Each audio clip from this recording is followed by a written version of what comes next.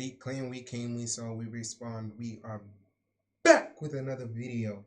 And today we'll be watching another video from Caleto about Good Kid, M.A.A.d City, the whole story. Yesterday we watched a video about the full Drake and Kendrick beef. Today we're going to be watching the Good Kid in a M.A.A.d City, my G. A lot of people think they know Kendrick Lamar's Good Kid, M.A.A.d City.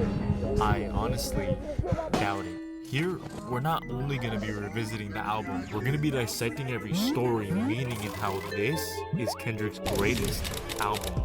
Kendrick Lamar's Good Kid, M.A.A.d City is more than just a bunch of random songs. No, it tells the story on how Kendrick became the success he is today by battling his inner demons, trauma. The story on how Kendrick became... Out of all of these ones, which one's your favorite?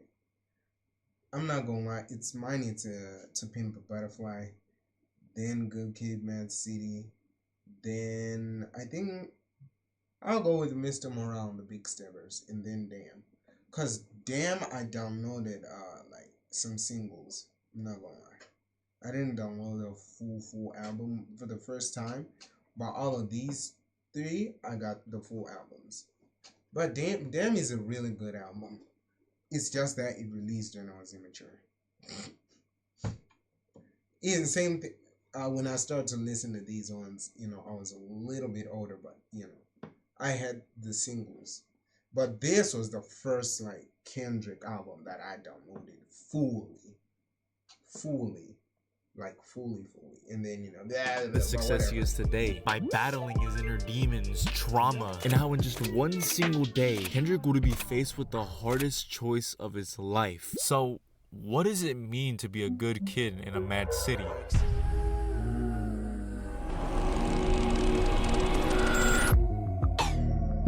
Bro, my favorite song, bro. A prayer. Shireen. I come to you as sinner. Bro, you have no idea how many times I listened to this song. Now this is no doubt the most important line of the entire album, and somehow it's the first thing we hear. A rather interesting way to start, since it gives us a sense of remorse and repentance. But who are these people and what are they praying for? That's when you start getting the sense of something not being right.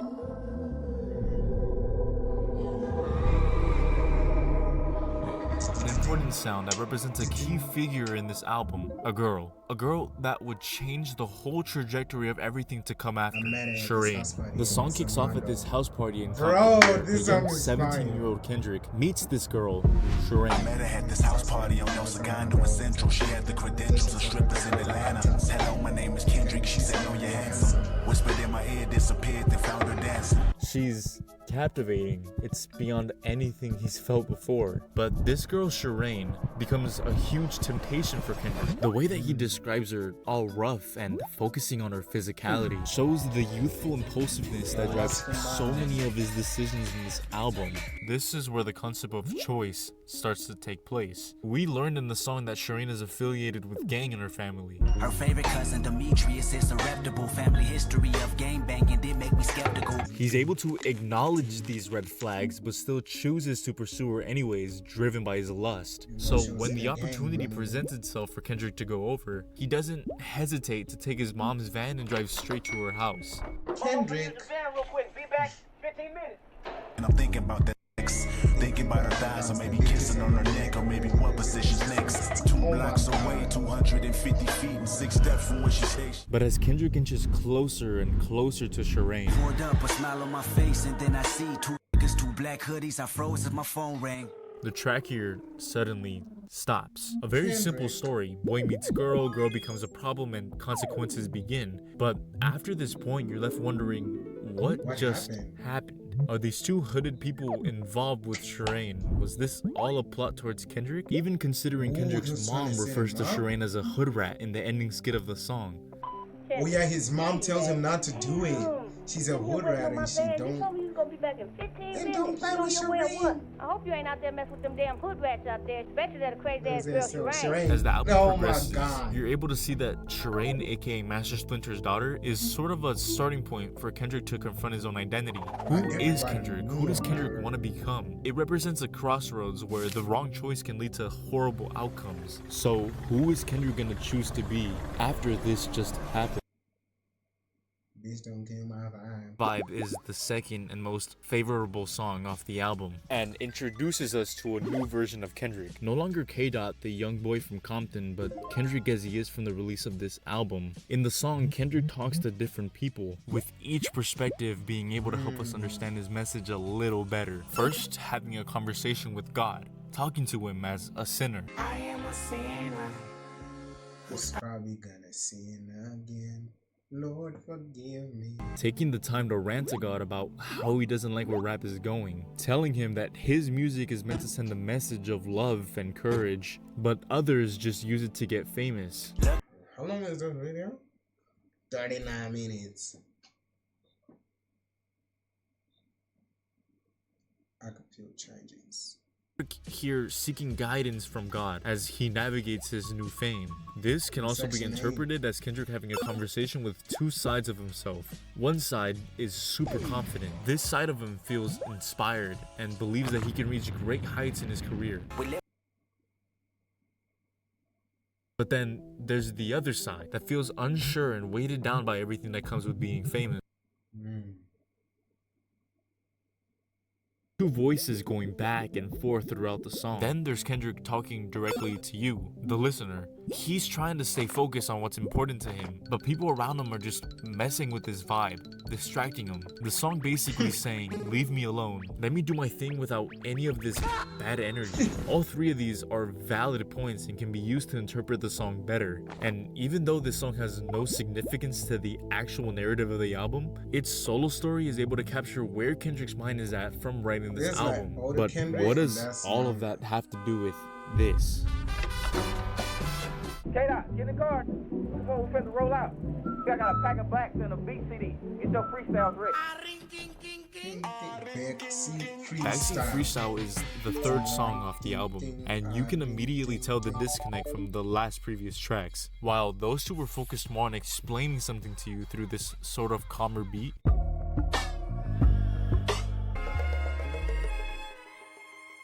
Backseat Freestyle jumps right off the bat with this more aggressive tone.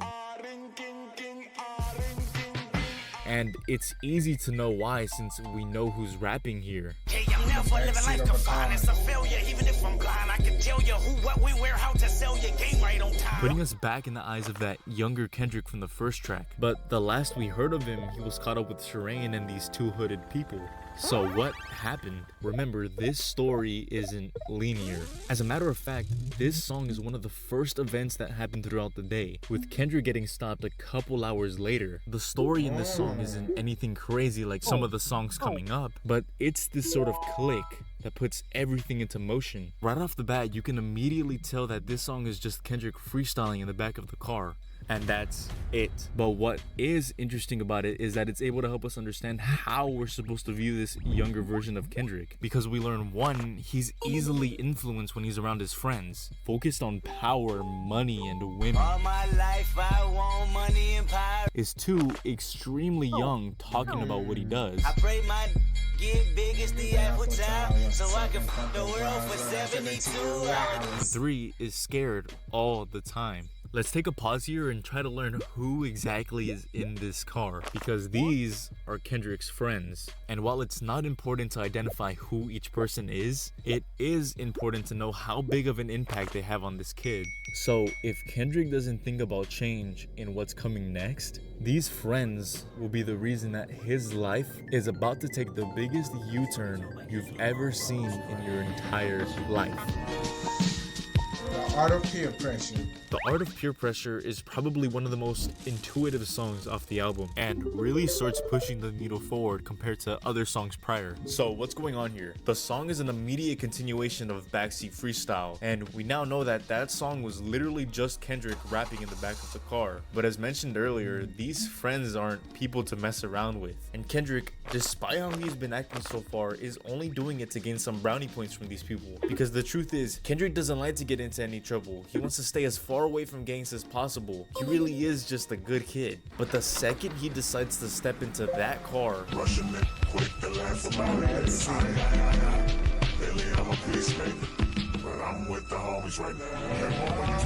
so as Kendrick continues to drive around the city, the more and more his friends want to do. Now, keep in mind that he's been in this car all day, and the amount of things that they've been doing is beyond explaining. Me and my niggas 4 deep in a white Toyota, a quarter tank of gas, one doing orange soda. They meet some girls, they get interrogated by rival gangs, just trying to cause as much trouble as they can. But at some point during this ride, someone passes Kendrick a blunt. Again, Kendrick does not want to do this. He has no idea what's in it, who gave it to him, but it doesn't matter, right? Right? Art of Peer Pressure. He hit it. Well, we'll get to that later. After driving around for what seemed like hours, they end up in front of a house. And Kendrick already knows what's about to happen. He is not about to break into that house. Think of the consequences. Oh, shit. Think of your mom. Consequences? Look at us. Everyone's already going in. If we don't go, imagine how bad everyone's gonna see us. The risk isn't worth it. Look at him. He's scared. He's not like them. One wrong move could ruin everything. Okay, but one good move can make him a legend in the streets. Think about it. You're making this a big deal when no one's even home. No, you works, bro. I remember like my friends pressured me, my nigga. But you know, that's a story for another day, bro.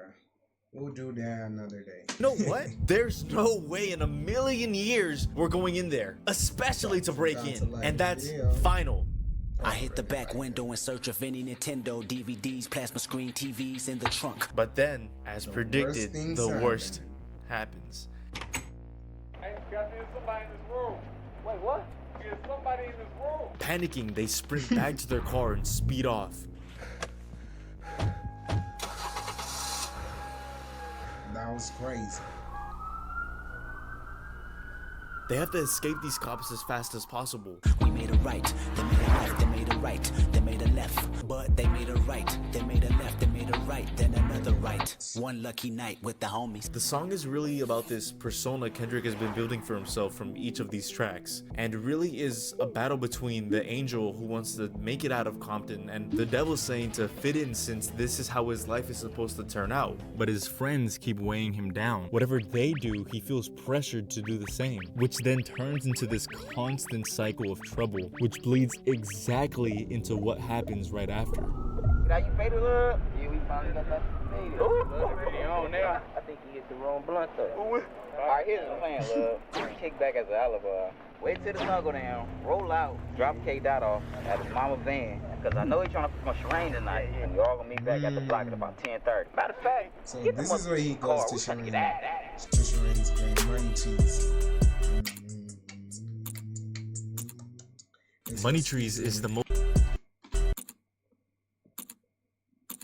source easily obtained or unlimited. Money Trees is the most listened song on the album, and for good reason. If you, the listener, are looking at this song for the first time, what do you think of? Do you think of a tall, humongous tree filled with a bunch of money? Not Maybe really, a just me metaphor and my for a wealthy homies person? making it, Or bro. could it mean something completely different? After Kendrick got dropped off at his mom's van, he decides to drive back home. But as he drives back, he starts to think a bit. Think about where his life is going. So as he's driving, he's thinking about his past, thinking about his future, thinking about money. So far, every passing moment, the house break-in was about stealing valuable things. Hit that house, like tell me is you with it, you bitch. From 9 to 5, I know it's vacant, you bitch. The rapping in the car was about how rich he wants to become. Me and my niggas tryna get it, you bitch. Yeah, bitch. Then freeze that verse when we see dollar signs.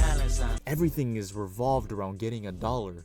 As Kendrick is doing all of these horrible things, he's thinking about this dream of living the rapper's life with the money and the cars. Dreams of living life like rappers do. Like rappers do. Like rappers. But then he remembers where he's from, so he's willing to do anything to get that check. He then starts to think about how he's gonna be able to have the most beautiful wife when he makes it, saying that everything in his life could be going horribly wrong. But if he just had some money, all of the issues in the entire world would magically disappear because he would have complete and utter power over everything and everyone, making his life perfect. All from a piece of paper. But at the same time, Kendrick knows that what he's doing is wrong and unethical. So now he can pick the good or the bad. The good obviously being don't steal, and the bad doing risky things to get money quickly. In his heart, there's one side of him that wants to start doing the right thing, which he calls hallelujah, and another part that just wants the lust of money and excitement, which he calls Halle Berry. Each side trying to pull him into a different direction. But then it go Halle Berry or hallelujah. Pick your poison, my nigga. Tell me what you choosing, bro. A realization. How is money viewed? Sure, money can get you the girl, but Kendrick wants real love. So now he's just looking at her as a distraction.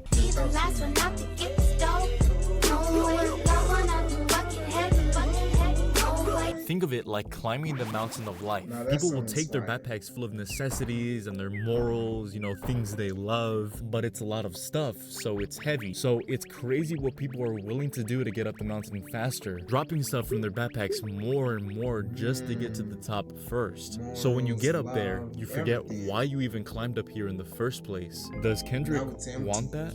So far, Kendrick has been kinda immature. But this is showing an awakening to what he can finally do to change. So this is it. After seeing Shireen later, his life is about to completely change. He can actually make it out of Compton. All of these trials and tribulations for Kendrick to wake up and finally realize he can make it out. Oh, wait.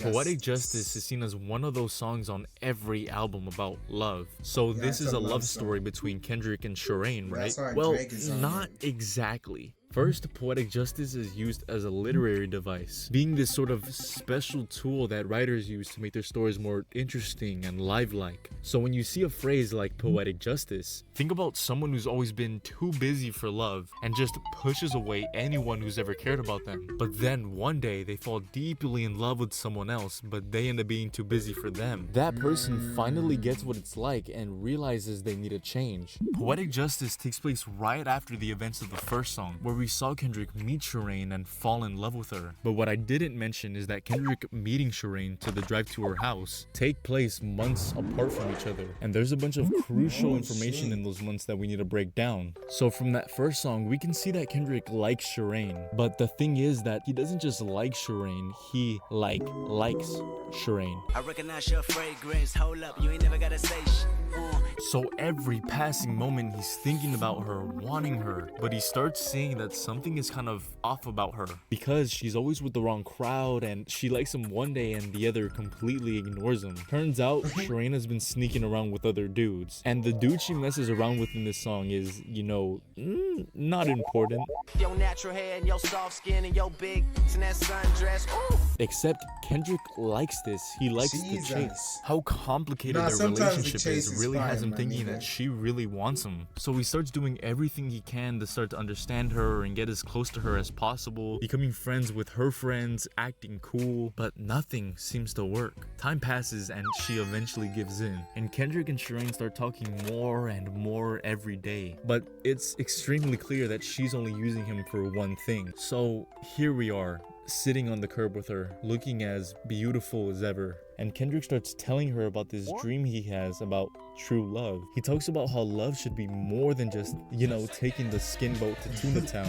It should have a more deeper emotional connection. And if they actually fell in love, Kendrick would be able to protect her and save her from this situation that she's in. Shireen, looking at Kendrick, confused. She tells him she's not looking for anything that serious. So she tells him no, but they can still smash pissers whenever. And you know what Kendrick says to this? After everything he's done trying to find true love with this girl. Okay. You know what's really good about this song is that it's placed right smack in the middle. So at this point, you're able to get familiar with everyone and how they would act. We already know Shireen is bad because she led Kendrick to these two guys a couple songs back. So the whole time you're thinking, well, duh, Kendrick doesn't want to be with this girl, she's bad. But Kendrick doesn't know that. All he knows is that he met this girl at a party and he really likes her. Every song has been building up, showing us every fumble Kendrick has taken so that he can learn. Because if we compare Kendrick a couple of months ago at the party, only seeing Shireen as someone he can smash, to now you can see how much he's changing. So us, as the listener, forced to see Kendrick do the wrong thing, knowing that he would eventually change. Kinda.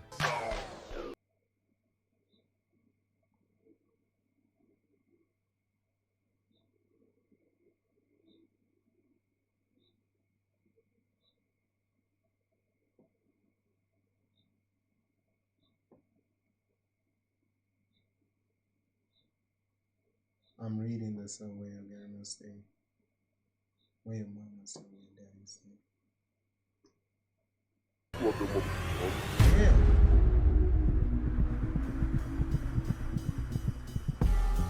Good Kid. Good Kid is interesting because a lot of people like to group it with its other half song, m.A.A.d City. Now, these two songs aren't here to capture how Kendrick feels or acts, but it's really about what the city of Compton has done to him. Wait, I'm sorry. What the heck just happened? Kendrick just got threatened by these two men and the song just glosses over that? This is possibly the worst situation Kendrick could ever be in right now. This can ruin his future, his relationships. What can he do?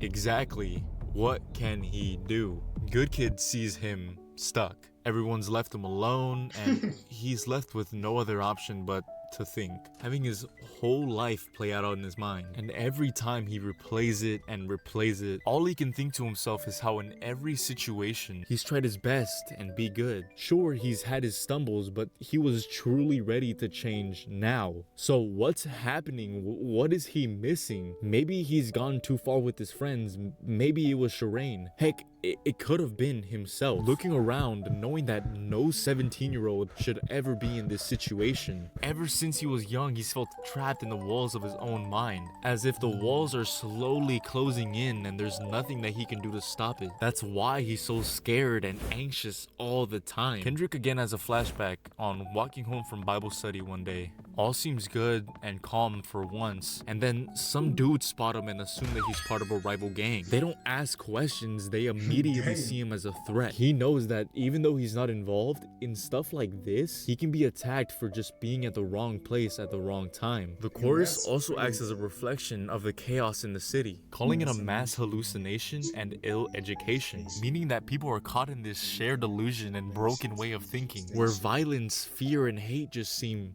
normal. If we look at the album cover, it perfectly sums up what I'm talking about. We see a baby Kendrick surrounded by guns and alcohol, violence. This is all Kendrick's ever known. Again, coming back to reality. Kendrick, now helpless and powerless, just sits there for hours. The room's so quiet, all you can hear is his own heartbeat. Seeing nothing that can help, he sits there and he prays. Prays that if he's able to get out of this situation, he knows that it will be meant to be. Everything he's been going through is there to make him stronger. If he can escape this house, he can show the world that staying a good kid can actually pay off. Then the song stops. No explanation, no skit, nothing.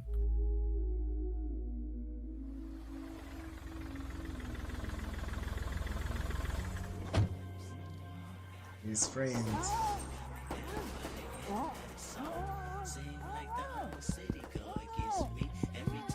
Shada, get the car. m.A.A.d City. Yourself, I take you on a trip down memory lane. This is not a rapper, I'm slinging.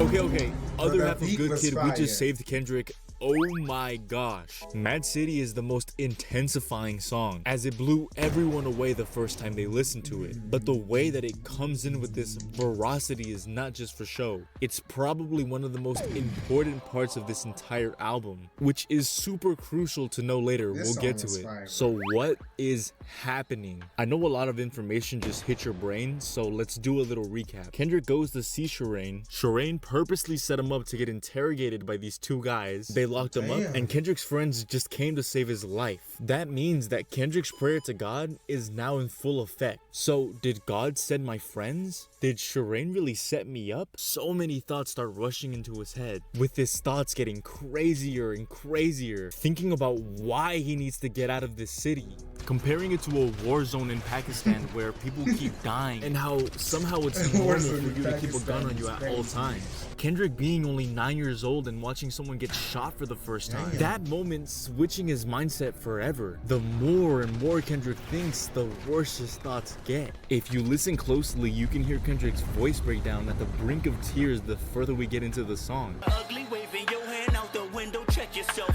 Now crawl your head in that noose. You wind up dead on the news. It's almost like he can't take it anymore. Why is this happening to him? There's a specific phrase in this song that explains it better than I ever could. Bend down, where you from?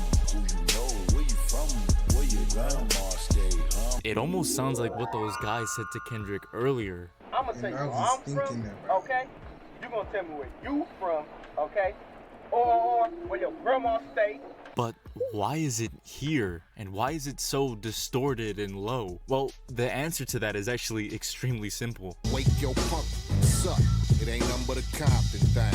Chill. If we go back all the way to The Art of Peer Pressure, I told you guys that Kendrick took a blunt with a bit of some of that powdered sugar, remember? So the true effects of that blunt haven't started hitting him until he started running for his life in the beginning. Probably why he was able to outrun those guys, huh? So this entire first section of the song with Kendrick talking insane and going crazy was him hallucinating in the car as him and his friends were driving away. He can't get over how crazy his life is. Did you not see what just happened to him? It was insane. He gets serious and tells us that no matter how bad he makes his story seem about Compton, no one will ever understand what it was like to be a kid going through this, because it was bad. Worse than I can ever explain it. And that's the message between these two songs. No matter how many times Kendrick is influenced to go out with his friends or be with Shireen, the city as a whole can destroy him as a person. So Kendrick tweaking in the back eventually makes his friends park the car. There's a pretty good distance away from the house, so I think it's a good time for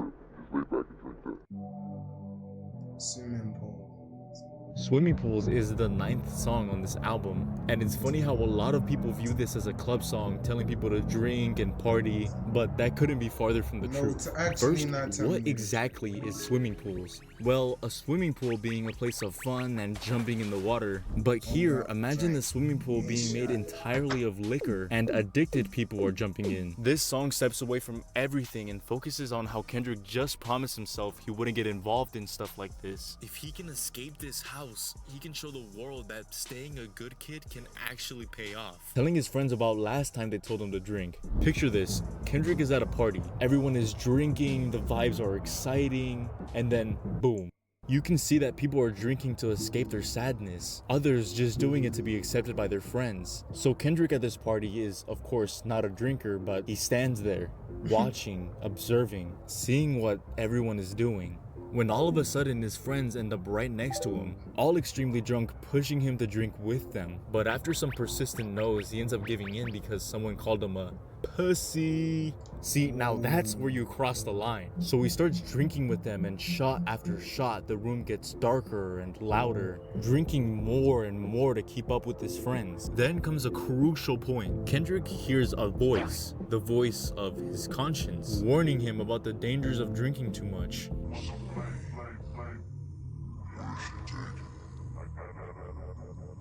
Okay, now open your mind up and listen to me, Kendrick.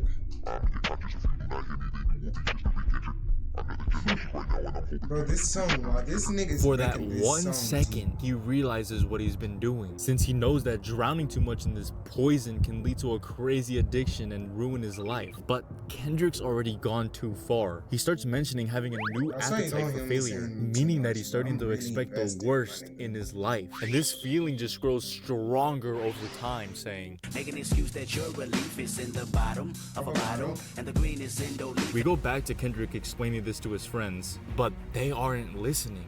They still think that he's shooken up after what happened to him earlier, and so fueled by rage, the only thing on their minds from all of this is revenge. How can we get back at those people who did this to him? They can't let this slide. They have to end those guys' life. Without a second thought, they jump back in their car and they go back. Kendrick, not wanting to go, tries to become the voice of reason, but they just keep going faster and faster. Even though these two have nothing to do with it, they feel it's necessary to protect him here. And we know that Kendrick is changing, but even him being on this car going back is the single most important part of this But album. just when I thought I had enough, They stopped to hum me out over a bitch.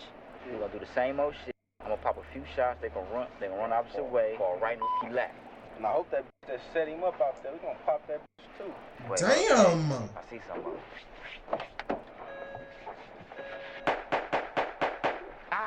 Got the niggas. K-Dot, you good? You good? Yeah, bud, I'm good. Dad, you good? Damn, bro. Hey, say something. Hey, these niggas kill my brother. Sing, Kill my what's brother. it called? Sing about me. I'm dying of thirst.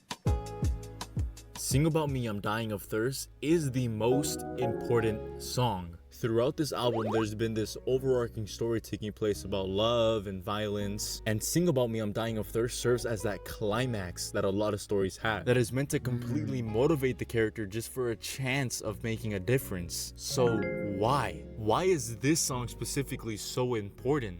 Well, this song is cut up into two parts. First, Sing About Me and I'm Dying of Thirst, which we'll find out the meaning of later. Throughout the album, we've been following Kendrick and his group of friends. And unfortunately, we just saw one of Kendrick's closest friends pass away after trying to get revenge for him earlier. Now, this song isn't revolved around that friend who we later learned is named Dave, but is focused on Dave's brother. Wait, didn't Dave shoot them niggas?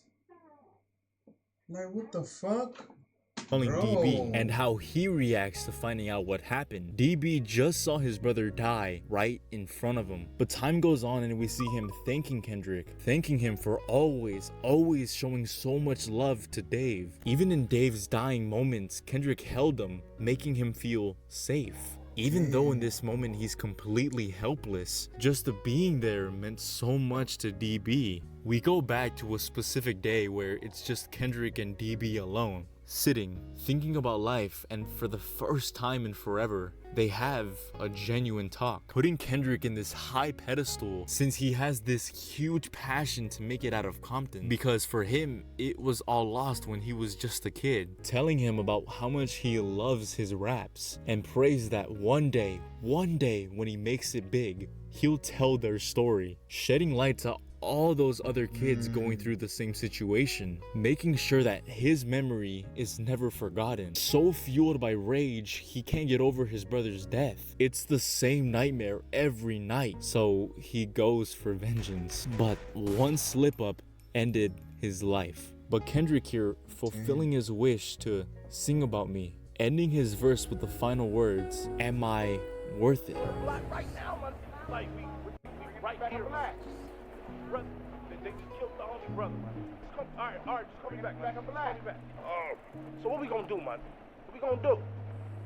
Bro, we can go back right now, man. We can go back right now. I'm tired of this.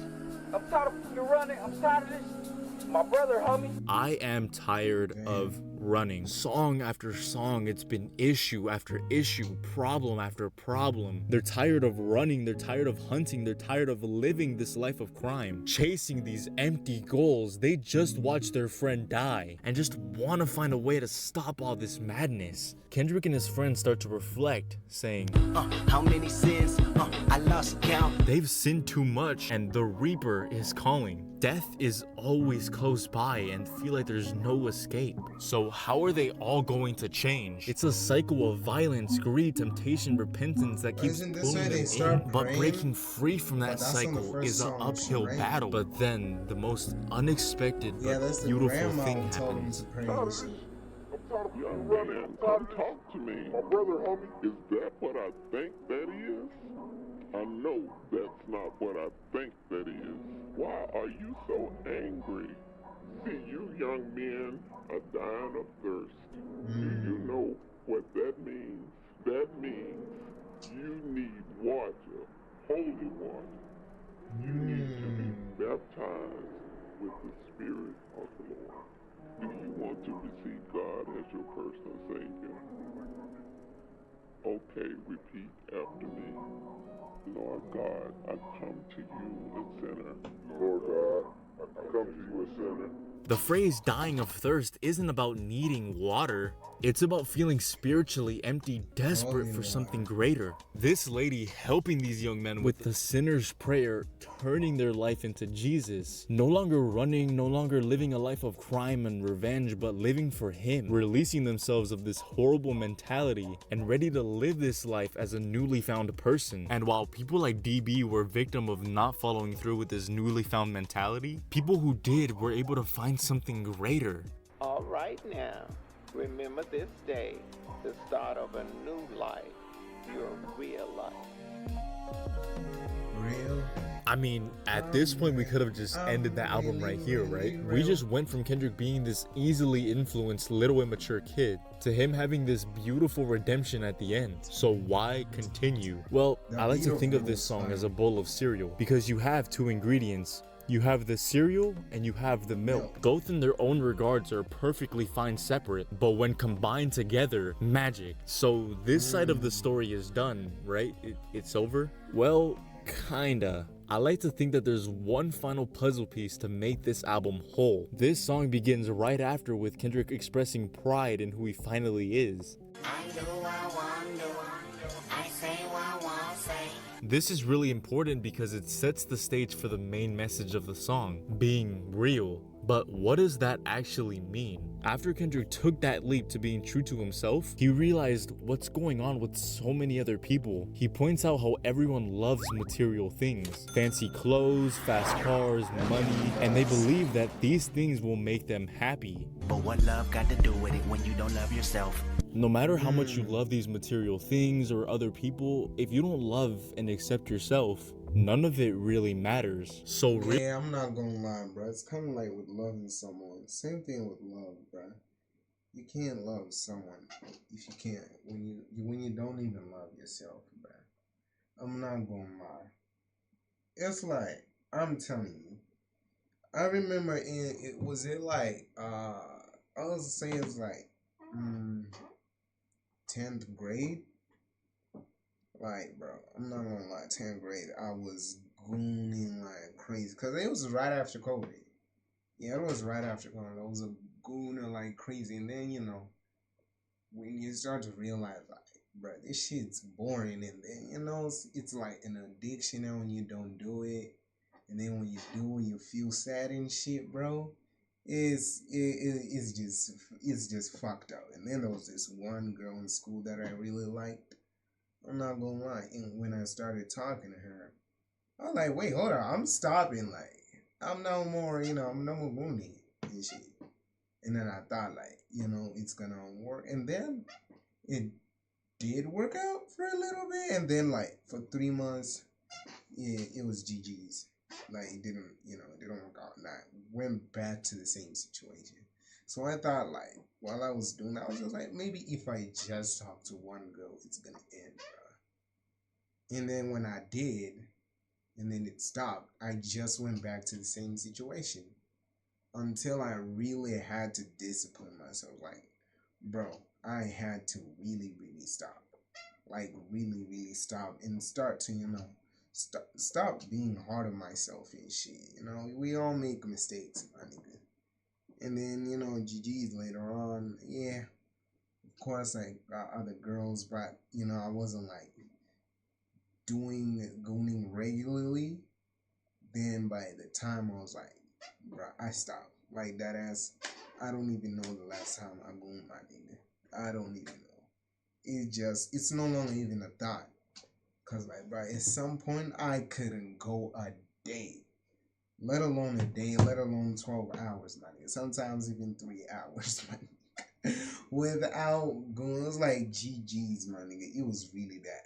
But, when I learned to love myself. And I thought, like, talking to a girl would fix that. But, no, it didn't. It didn't. It just kind of made it worse when I went back into it. Because I was just trying to fill up that void, which I thought was going to be filled up. And now it just made a bigger void. And now Yeah, it's GG's, but you gotta learn to love yourself. Real isn't about what you have or what other people think of you. It's about knowing yourself and your own worth. Well, Know true, yourself but well. there's so much more to it than just that. Throughout the album, we've been getting voicemails from Kendrick's parents. And at first, these voicemails are very sporadic. Hey, where my motherfucking dominoes at? This is the second time I asked you to bring my dominoes.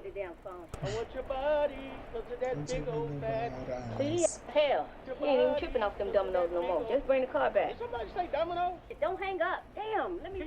Kendrick, when you get this message, man, call me back. But one thing is extremely clear. Kendrick's parents are flustered. His mom constantly asking for the van back. His dad high as hell the whole time. So they must not be important. Actually, these two characters might be the most important people. At some point after this whole ordeal, Kendrick's parents call him for a third time. Not calling, asking about the car or dominoes, but actually talking to him. His dad starts by apologizing for what happened to Dave.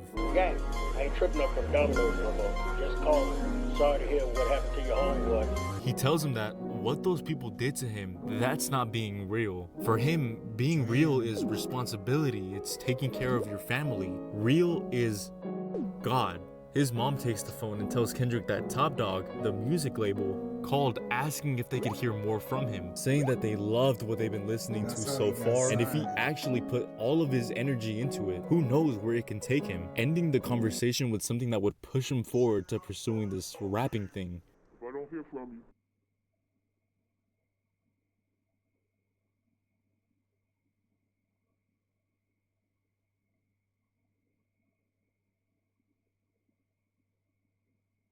I hope y'all are reading as fast as I am.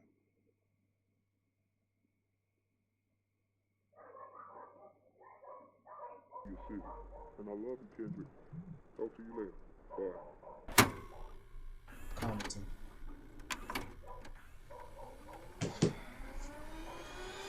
Now everybody serenade the new faith of Kendrick Lamar. Compton is the final chapter of Kendrick Lamar's Good Kid, M.A.A.d City. And it brings everything we've seen in this album to this powerful conclusion. And when you listen to it, it sounds happy. Yeah, it's no longer Kind of like a celebration. And in all honesty, that's exactly what it is. This album has been crazy. I hope you see why so many people are in love with it and can't stop obsessing over this They man. just made me But love there's it even one more. final chapter to this story to finally close this book shut. So, taking place way in the future, Kendrick pursued rap, he signed that deal with Top Dog. We're finally seeing Kendrick at a moment of triumph. He made it. He's at the top, dropping song after song, win after win. The fame and the money keep stacking up. Life couldn't be going any better. And with fame, he can throw that whole past life behind him. Who cares about everyone else? He's the one who's up. Not a single thought has to go to Compton or that horrible life ever again. I'm gonna pause you right there. Even though Kendrick is at the top, he's never gonna forget where he came from. Kendrick loves the city and the people that are in it. He embraces it, not looking down on it, but holding it to a pedestal for making it who he is today. Giving back to the people of Compton just as he promised his mom. Showing homage to the city, its people, and its culture. The city is united as one. If the album is a story of Kendrick trying to find a way in the midst of chaos, Compton is that resolution where everything comes full circle. If you've been following this far, then you know that the story of Good Kid, M.A.A.d City is deeply rooted on the idea of change. Kendrick says that all kids in Compton are good kids, they just live in the M.A.A.d City. It changes people, it becomes their norm. So by him telling this story of his introduction to this world, to then his everyday life, to his eventual victory, it shows people that they can change too. We saw Kendrick at his worst in Compton, dealing with Shireen, the constant fear of walking outside, to that key moment changing everything for Kendrick, pushing him to achieve more. A story of personal change from an immature teenager to a seasoned adult. Parents focused on dominoes to passing down lessons on being a man. To us witnessing Kendrick's group of friends go from troubled teenagers to converted Christians. Change is at the key center of all of it, showing you that whatever situation you're going through in life, with change, you can overcome it too. So find your good kid in a mad city and overcome it. It's really relatable. That's a W video by Chelito. W or Calito, bro. This was fucking amazing. I'm not gonna lie. This I was really invested. This was a W video. Like I've really enjoyed watching this. I'm not gonna lie. This is really fun. And I hope this story inspires everyone. Like, no matter what you do, always be a good person, bro. No matter your circumstances. Yeah. You know, you're a good kid. Just in a mass city. Peace out and stay lead.